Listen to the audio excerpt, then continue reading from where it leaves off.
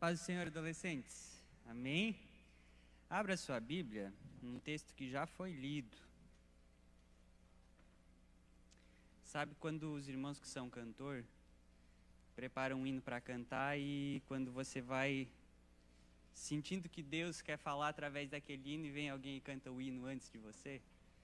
Assim foi a mensagem que Deus colocou no meu coração nessa noite. A Letícia veio como uma confirmação. Que Deus te abençoe, Letícia. Daniel, capítulo 1. Vou ler apenas o verso 7 e o verso 8, irmãos. E eu quero apenas complementar algumas partes do que a Letícia já falou. Porque eu tenho certeza que Deus ele tem algo forte a realizar aqui nessa noite. Amém? Daniel, capítulo 1. Verso 7 e verso 8. E o chefe dos eunucos lhe propôs outros nomes, a saber, a Daniel propôs Beltesazar, a Ananias de Sadraque, a Misael de Mesaque e de Azarias o de Abednego. E Daniel assentou-se no seu coração de não se contaminar com a porção do manjar do rei, nem com o vinho que ele bebia. Portanto, pediu ao chefe dos eunucos que lhe concedesse não se contaminar. Pode tomar o teu assento nessa noite? O irmão do som, se puder me ajudar com um fundinho musical, só para deixar o ambiente um pouco mais aconchegante. Quero agradecer a Deus por essa oportunidade, primeiramente, estar aqui com vocês. Ao pastor Carlinhos, que Deus te abençoe, prazer te conhecer, pastor. Ao irmão Samuel, que foi quem entrou em contato comigo. Que Deus te abençoe, meu irmão, sua esposa, irmão Shell, que é o coordenador, irmão Fábio, prazer revê-lo, irmão Berto, prazer estar aqui com você. A todos os adolescentes e jovens que estão aqui, que Deus abençoe a vida de cada um. Fico feliz também em estar aqui com o Quarteto Adorai, que são lá da minha igreja, a gente congrega junto. Fico muito feliz, irmão Dinamar, irmã Priscila. E todos os irmãos adolescentes, de uma forma geral, sintam-se cumprimentados nessa noite. Louva a Deus. E talvez você se pergunta, mas, ou no seu coração talvez você já pensou nessa noite, eu queria ser que nem o irmão Gustavo, queria ser que nem as meninas que louvaram, queria ser que nem a Letícia que trouxe uma mensagem linda da parte de Deus aqui. Sabe o que me diferencia de mim e de você, ou dos irmãos que estão aqui de você? É só um simples detalhe. A coragem de vir aqui, pegar o microfone e dizer, Deus, tem misericórdia de mim e me usa. Você também é capaz, você também tem condições, você também pode fazer. Porque eu sou imperfeito assim como você. Eu sou cheio de falhas, cheio de pecados, cheio de coisas erradas, assim como você. Porque se não fosse pela misericórdia de Deus, irmãos, o que seria de nós? O que seria de mim? O que seria de você? E é pela misericórdia dele que nós temos a oportunidade nessa noite de estarmos aqui. Então aproveita. Porque já foi pedido aqui, quantos que vieram para adorar? Todos vieram para adorar. Mas tem alguns que não sei porquê, que ainda não conseguiram adorar. Tem alguns que estão aqui, que saíram de casa com o propósito de dizer, Deus, eu vou lá para ser cheio, eu vou lá para adorar, para entregar o meu melhor. Mas do jeito que sentou, está até agora. E o Espírito Santo já está te perguntando, meu filho, por que você veio? Você veio para adorar? Então adora. Você veio para cantar? Então canta. Você veio para glorificar? Então glorifica. Aproveita a oportunidade que você tem de estar aqui. Aproveita o momento que você tem, que você saiu da sua casa num sábado à noite com chuva, que você poderia ter escolhido fazer tantas outras coisas que talvez para o teu físico, para a tua carne, para você seria melhor. Mas você escolheu estar aqui, então aproveita. Aproveita a oportunidade que você tem. Quero louvar a Deus pela vida da minha esposa também, que me acompanha, presente que Deus colocou na minha vida. Mas sobre Daniel, irmãos, como a Letícia já colocou muito bem aqui, Daniel ele estava vivendo um momento da sua vida que ele estava passando por uma situação que eu imagino que para ele, a Bíblia não relata sobre esses detalhes, mas eu imagino que para ele era uma situação muito difícil. Porque era um tempo onde Jerusalém havia sido invadido e havia sido destruído muita coisa em Jerusalém, mas Nabucodonosor ele vai pegar um povo, ele vai escolher algumas pessoas, de uma forma assim até um pouco geral, ele vai levar muitas pessoas cativas de Jerusalém para a Babilônia.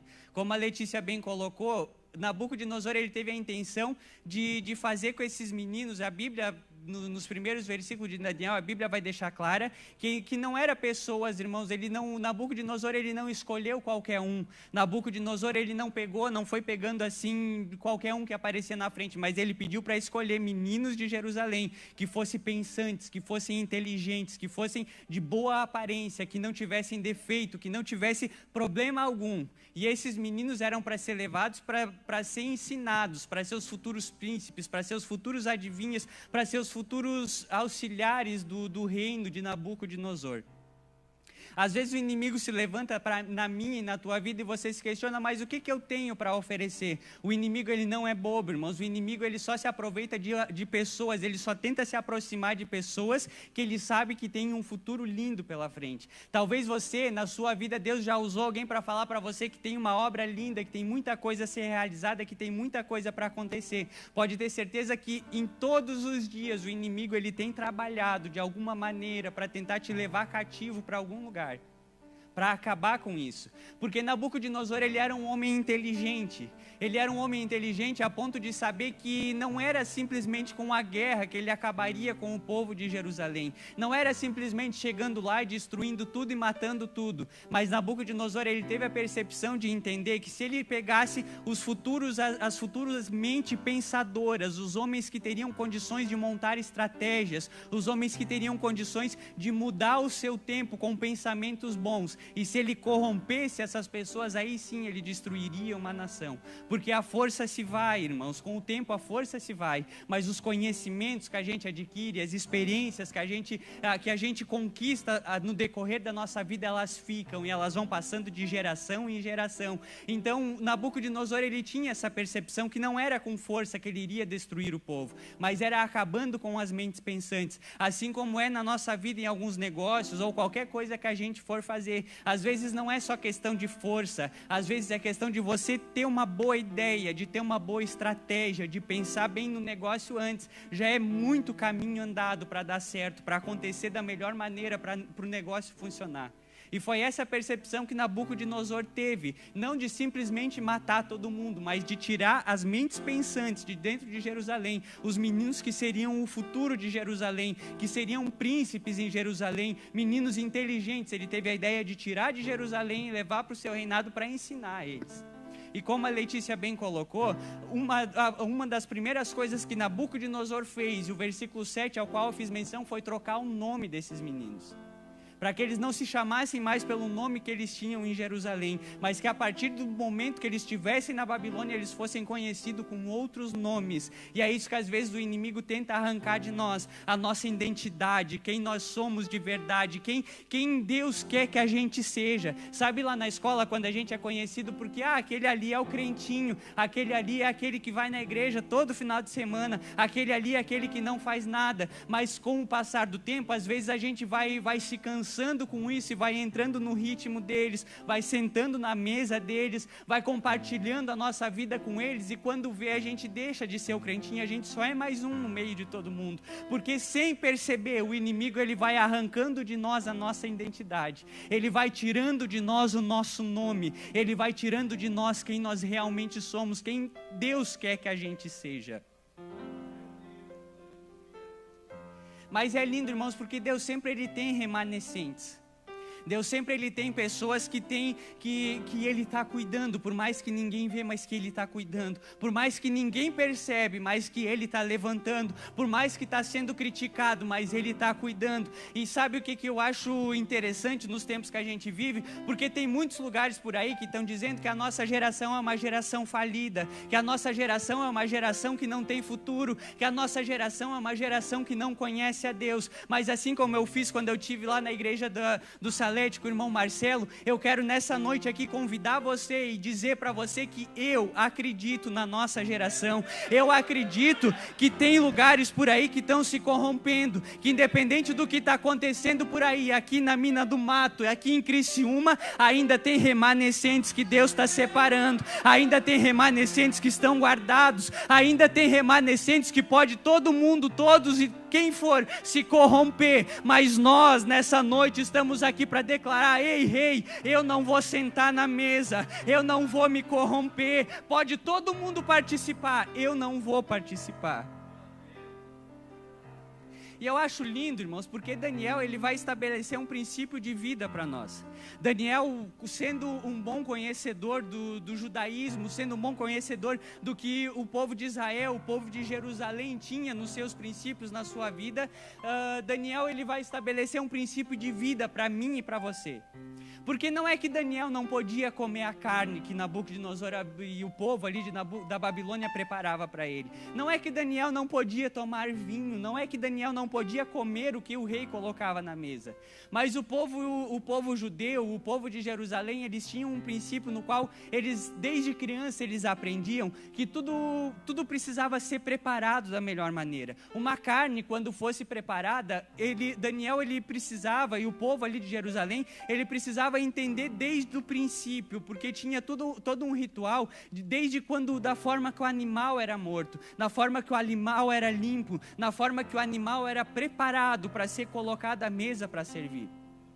Daniel então entendia que tudo que ele fosse comer ou tudo que ele fosse beber, ele precisava saber se estava sendo preparado da forma que ele sabia, da forma que era correta, da forma que ele havia sido ensinado que deveria ser. Mas na Babilônia seria diferente, porque Daniel, sendo um dos futuros príncipes, sendo um menino que estava numa preparação, que aconteceu cerca de 3 anos, Daniel, ele simplesmente participaria do banquete, mas ele não teria acesso à cozinha. Ele não teria conhecimento de como o animal seria morto, ele não teria conhecimento de como o animal seria limpo, ele não teria conhecimento de como o vinho era preparado. Então o princípio que Daniel ele estava querendo aqui deixar explícito nessa mensagem é que tudo que foge da nossa administração, tudo que eu não sei como que prepara, tudo que eu não conheço qual o fim que vai ter, tudo que eu não sei como que acontece, que foge do meu conhecimento, da minha administração, eu prefiro me afastar, eu prefiro não comer, eu prefiro não participar, eu prefiro não fazer. E aí sabe o que o Espírito Santo está querendo dizer aqui nessa noite? O que foge da tua administração, corta. O que você acha que não vai conseguir controlar, corta. Ah, mas eu tenho um amigo lá que eu amo tanto, mas nessa amizade, é você que está trazendo ele para perto de Deus ou é ele que está te afastando de Deus? Ah, irmão Gustavo, mas está fugindo da minha administração. Corta, meu filho. Corta enquanto você tem tempo. Corta enquanto dá. Corta enquanto ainda não se perdeu tudo. Irmão Gustavo, é pecado ter redes sociais? Não é pecado, senão nenhum de nós poderia estar aqui nessa noite. Mas quem administra quem? É você que administra a rede social ou é a rede social que te administra? Quem que controla o tempo nessa situação? Quanto tempo você dedica para isso tudo? Ah, irmão Gustavo, eu me perco, eu vou para lá e eu fico horas, e eu esqueço até de orar, eu esqueço até de me aproximar de Deus. Se você não tem administração sobre o que está acontecendo, corta. Não é que é pecado, mas está te afastando de Deus. É esse o princípio que Daniel ele quis deixar aqui explícito. Não é que era pecado ele participar, não é que seria errado ele comer, mas fugia da administração dele. Então ele preferiu não se corromper, não participar, não fazer. Ah, irmão Gustavo, mas se eu não fazer eu vou ser criticado, se eu não fazer eu vou ser esquecido, se eu não fazer eu vou ser o diferente lá de casa, se eu não fazer eu vou ser o diferente da minha turma. Ei, meu filho, você está numa terra a qual você não é pertencente, você está vivendo em um lugar aonde você é peregrino, aonde você veio para cá, e Jesus mesmo disse que no mundo nós teríamos aflições, que no mundo nós seríamos perseguidos, que no mundo nós passaríamos por várias dificuldades. E Jesus no capítulo 17 de João, quando ele ora para Deus, ele vai dizer: assim como o mundo não me aceitou, eu sei que o mundo também não vai aceitar eles, porque eles não pertencem a esse mundo, eles não pertencem a essa praça, a esse lugar. Ei, meu amado, aqui tudo é passageiro. Eu fico feliz, assim como o pastor Carlinhos falou, quando eu venho para um trabalho de adolescente, porque eu me sinto um adolescente ainda, parece que o tempo não passou. E você um dia, talvez daqui anos a gente vai se encontrar e você vai pensar o mesmo. A vida ela passa muito rápida, irmãos. Num piscar de olhos a gente já está chegando nos 30, num piscar de olhos a gente já está entrando para a idade de ouro. A vida passa assim, ó. Não se apegue às coisas aqui dessa vida. Não se apegue. Ah, mas eu vou ser desprezado. O teu nome no céu está sendo lembrado. Ah, mas eu vou ser esquecido. Todos os dias no céu o teu nome está sendo lembrado. Todos os dias no céu o teu nome está sendo lembrado. Se preocupe com isso. Para você que é pai, mãe, que está aqui, sabe aquele orgulho de quando o teu filho começa a andar? Ou quando o teu filho começa a fazer alguma coisa diferente que você quer chamar todo mundo e dizer: oi, olha aqui, você estufa o peito e fala: ó, meu filho. É meu filho. Quando você nega de participar dos banquetes aqui dessa terra, quando você nega de participar das coisas aqui nesse mundo, eu imagino Deus se levantando no trono, pastor Carlinhos, chamando os anjos e dizendo: olha lá, esse é meu filho. Olha lá, ela recusou, essa é minha filha. Se preocupa com isso. Guarda isso no teu coração. O inimigo, ele trabalha de uma forma lenta, devagar, porque ele sabe os nossos pontos fracos. Ele sabe o meu ponto mais fraco, o que mais é fácil de ele atingir para me afastar de Deus. Ele trabalha com calma, ele tem tempo, ele é paciente, ele é astuto. E ele vai trabalhando devagarinho para que a gente nem perceba o que está acontecendo. Ele trabalha no teu ponto fraco. Quando Jesus saiu do deserto depois de 40 dias, irmãos, em jejum, a primeira coisa que o inimigo vai chegar para Jesus e vai dizer: só me pede que eu pegue essas pedras e eu transformo em pão. Porque o inimigo sabia que naquele momento o ponto fraco de Jesus era a fome, porque ele estava 40 dias sem comer, 40 dias em jejum. Só que sabe o que é interessante nessa passagem? Jesus, ele diz: não, nem só de pão viverá o homem. Mas tem algo aqui que é interessante, que o Espírito Santo, ele um dia falou comigo, que Jesus, ele não comeu daquele pão, porque a essência do pão não ia deixar de ser pedra. Eu e você, todo mundo sabe aqui que para fazer um pão precisa de vários ingredientes, e o que mais vai é a farinha, ou em tantas outras coisas. As irmãs aqui, as futuras donas de casa, eu imagino que todas vocês saibam fazer pão. A essência do pão sempre vai ser a mesma. E aí imagina como que o inimigo ia pegar pedra e transformar em pão. E sabe o que é interessante? Porque Jesus, ele não come o pão, porque ele sabia que mesmo que se ele comesse aquele pão, a essência do pão seria pedra. E depois que ele comesse, a essência é o que fica mais evidente dentro de nós. Quando o nutricionista fala para você comer pão, é porque tem muita coisa ali, a farinha, tem muita coisa ali que vai te fazer mal. Aí imagina comer um pão onde a essência seria pedra. Na hora ia ser bom, ia ser delicioso, mas depois ia pesar, porque era pedra. Assim é os manjares que o inimigo coloca na nossa frente. É bom, é lindo, é maravilhoso, cheirinho de pão quente. Mas depois que você come, vem o peso, porque a essência é pedra.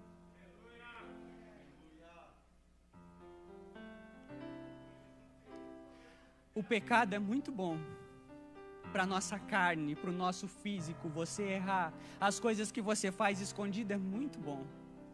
Não vou ser ignorante, ser hipócrita. Eu já fui adolescente, eu já fui jovem, eu cresci na igreja também. Eu sei o que você passa. Ah, é só um beijinho escondido, é delicioso, é muito bom. Mas aí depois do beijinho escondido, você vem num culto que nem esse e a gente se sente sujo, a gente se sente imundo, porque daí vem uma mensagem que nos afronta, a gente parece que não consegue adorar a Deus, porque o peso daquilo que a gente fez fica em nós, fica pesando, o inimigo fica no nosso ouvido: ah, você não pode adorar porque você fez aquilo, como é que você está aqui todo bonitinho, mas você fez aquilo? Porque na hora é muito bom, é delicioso, mas depois vem o peso. Vem a dor, vem o arrependimento, vem a angústia. Esses são os banquetes que o inimigo prepara para mim e para você.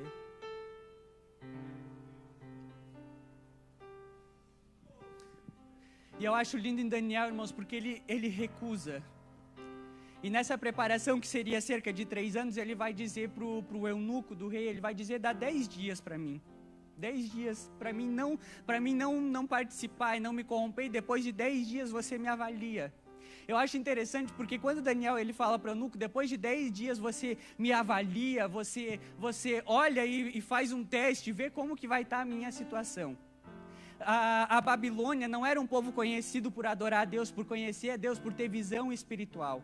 Daniel, quando fala isso, ele vai estar dizendo em outras palavras para o eunuco, ele vai dizer, depois mesmo que você não tenha visão espiritual, você vai olhar para mim e vai notar a diferença. Mesmo que você não tenha percepção de Deus, você vai olhar para mim e vai ver que o meu Deus cuida de mim. Mesmo que você não conhece o meu Deus, você vai olhar para mim e vai ver que eu sou diferente. O que Daniel estava querendo dizer, deixar como mensagem para mim e para você, é que quando a gente decide ser diferente, não precisa o pastor nos avaliar, não precisa ninguém olhar para nós com uma visão espiritual e ver a diferença, mas quando nós decidimos ser diferente, pode não conhecer a Deus, pode não ter visão espiritual, mas vai olhar para mim e para você e vai dizer, ele é diferente, ela é diferente, não precisa nem ter visão espiritual para ver o que Deus vai fazer na sua vida, na tua história.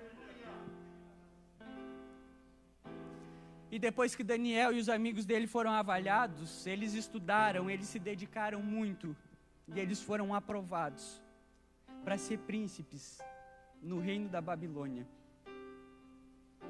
E eu quero fazer uma pergunta aqui para os adolescentes. Daniel e Sadraque, Mesaque e Abednego, eles passaram nessa prova porque eles serviam a Deus ou porque eles estudaram? Talvez você vai dizer, porque eles serviam a Deus. Mas quantos, talvez, de vocês têm prova na segunda-feira? Se você não estudar, tem alguns aí que até acreditam que vai descer uma caneta de ouro, que o Espírito Santo vai revelar no momento, coisa que a gente nem estudou. Sabe o que eu estou querendo te dizer? Tem coisas que estão no nosso alcance, que é a gente que tem que fazer. Daniel, Sadraque, Mesaque e Abednego, eles foram aprovados porque eles se esforçaram. Eles fizeram a parte deles. O que Deus está querendo dizer para mim e para você é que Ele vai cumprir com as promessas dEle na tua vida, na tua história, com os projetos que Ele tem. Mas a tua parte está sob tua responsabilidade. A tua parte você tem que fazer. E eu quero deixar uma mensagem aqui de ânimo para você nessa noite. Quantos de vocês aqui têm esperança e querem casar?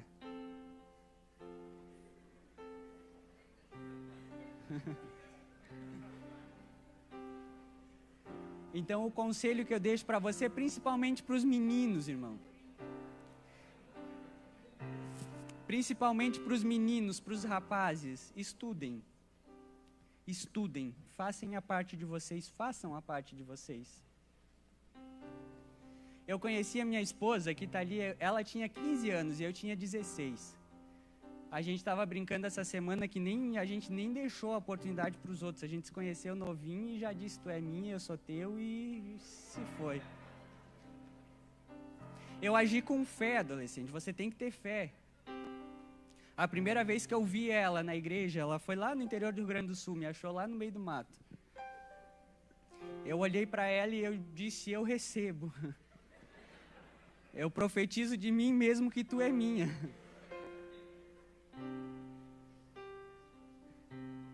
Tenha fé no que você está pedindo para Deus. Mas o conselho que eu deixo para você que está de olho na gatinha aí, e você fala, ai Jesus, ela é tão linda, me dá ela. É ela que eu quero. É assim a oração que eu fazia, porque eu aprendi que tudo que a gente quer para Deus, a gente tem que pedir, não tem que pedir a coisa específica, mas tem que passar detalhes. Deus, faça a tua vontade, mas assim, e eu dizia para Deus, eu quero uma assim. Depois que eu conheci a minha esposa, eu dizia, como um exemplo, Jesus, pode ser que nem ela.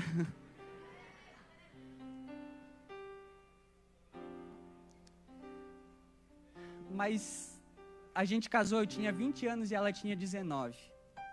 Se eu soubesse os desafios e tanta dificuldade e tanta coisa que a gente teria que enfrentar, não estou falando isso aqui em forma de reclamação, mas como um conselho. Eu teria ouvido mais os meus pais. Talvez eu teria ficado mais um tempo na casa dos meus pais. Talvez nós teríamos ido mais devagar, esperado mais um pouco. Por isso que eu estou dizendo para você que está de olho na gatinha, estuda. Porque sabe quando a gente quer um carro? Quanto mais lindo for o carro, quanto mais acessório ele ter, quanto mais coisinha ele ter, maior vai ser o custo de manutenção. E uma mulher custa caro, adolescente.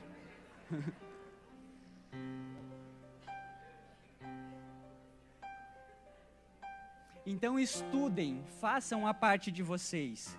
Orem, peçam para Deus. Deus, ele vai cumprir as promessas. Deus, ele vai fazer a parte dele. Deus, ele vai realizar os sonhos que ele tem sonhado para você, o que você tem pedido para ele. Mas faça a tua parte. Não espera que Deus, ele vai descer do céu, vai abrir as portas. Deus, ele faz milagre, sim, faz muito milagre. Mas o que está no teu alcance para fazer, você tem que fazer. Você tem que se dedicar, você tem que buscar, você tem que orar, você tem que jejuar, você tem que estar na igreja, você tem que se esforçar e recusar os manjares que o inimigo tem botado na tua frente. Não adianta você pedir uma mulher de Deus se você não for um homem de Deus. Não adianta você pedir um menino abençoado que prega, que pula, que faz aviãozinho dentro da igreja, se você é uma menina gelada, fria, que não adora a Deus, que não ora. Peça para Deus alguém que te complete, alguém que te ajude, alguém que te aproxime dele. Mas faça a tua parte, seja essa pessoa também, para que quando vocês se encontrar, vocês se completarem. É difícil a vida nesse mundo. O pecado, ele nos rodeia. A curiosidade às vezes nos mata, a curiosidade nos afasta de Deus. Assim como aquele filho pródigo que todos vocês conhecem a mensagem. Que vai chegar para o seu pai e vai dizer: papai, eu quero a minha parte na herança, porque eu preciso ir. Ele pegou a parte da herança, ele perdeu tudo que tinha.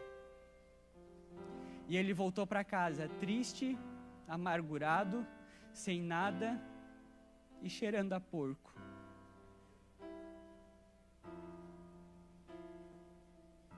É essa sensação que a gente tem quando a gente erra. Que parece que tem alguma coisa em nós que nos afasta de Deus, que parece que quando aquela irmã do manto que a gente conhece, parece que a gente entra na igreja, a irmã olha para nós, a gente já pensa: Ih, Deus revelou. Porque essa sensação que a gente tem, que a gente está sujo, que a gente está imundo, que a gente... É essa a situação que o filho pródigo estava quando voltou para casa. E ele voltou para casa com o pensamento que eu quero ir lá e se meu pai me aceitar apenas como um de seus trabalhadores, já está muito bom. Mas o pai, ele estava esperando, ele estava atento, ele vê o filho vindo de longe. E a Bíblia vai dizer que quando esse pai vê o filho, ele sai correndo, ele abraça o filho e a Bíblia vai dizer que ele muito beijou.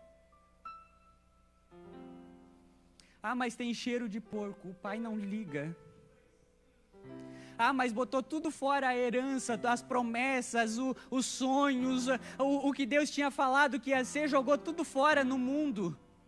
Mas é filho. Ah, mas errou e agora volta para casa assim, gastou tudo que tinha. O pai, ele está te esperando de braços abertos, porque é filho. Ah, irmão Gustavo, mas eu estou me sentindo imundo. Nessa noite o pai está te dizendo: eu te abraço porque tu és meu filho. Se esteja em pé nessa noite.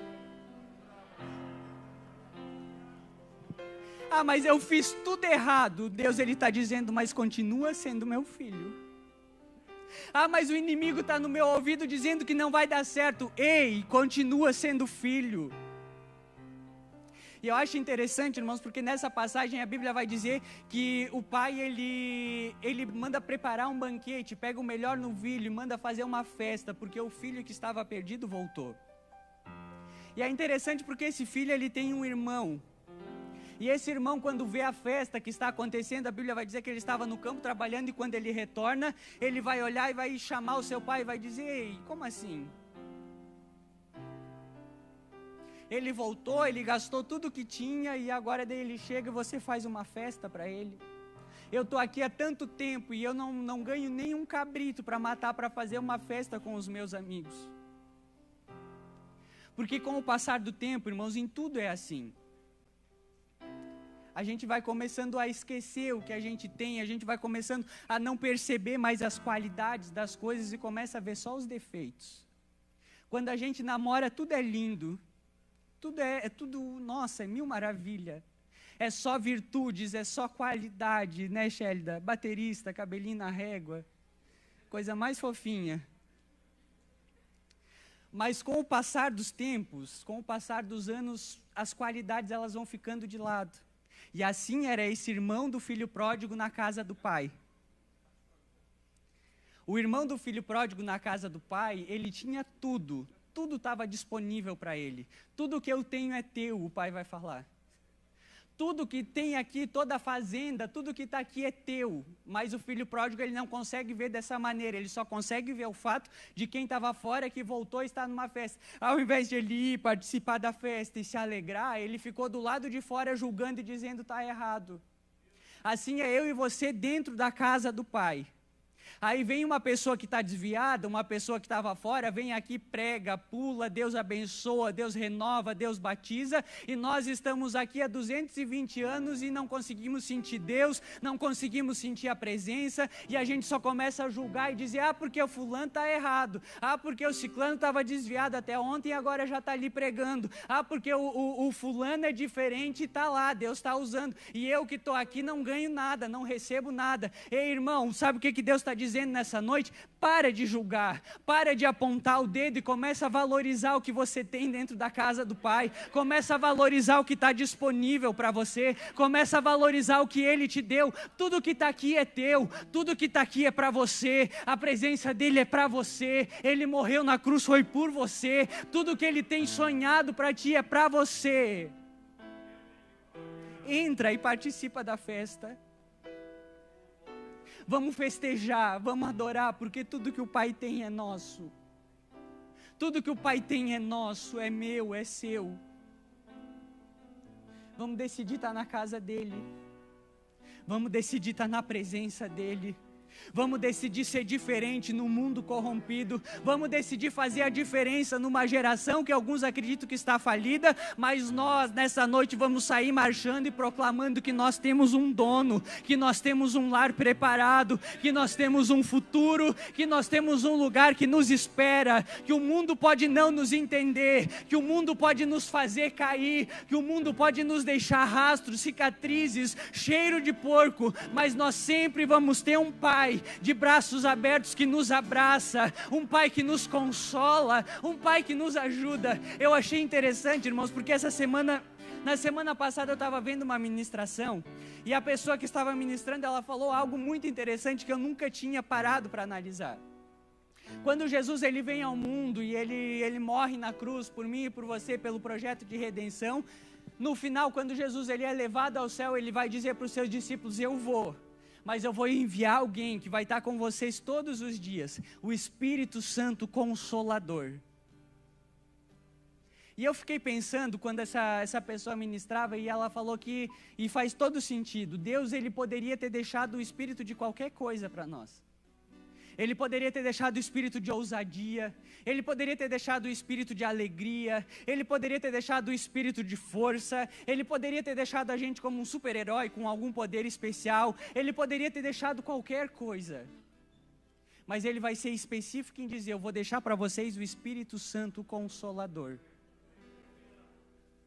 Porque quando eu e você estamos felizes, às vezes a gente até esquece de Deus. Quando eu e você estamos com força, a gente até se afasta de Deus. Quando eu e você estamos com ousadia, que tudo está dando certo, parece que nós somos os bons, que podemos fazer tudo. Mas Deus ele foi específico porque Ele sabia que quando nós estivéssemos felizes, quando nós estivéssemos com tudo dando certo, quando nós estivéssemos com tudo fluindo, tudo acontecendo, nós iríamos nos afastar, às vezes até esquecer, ser ingratos.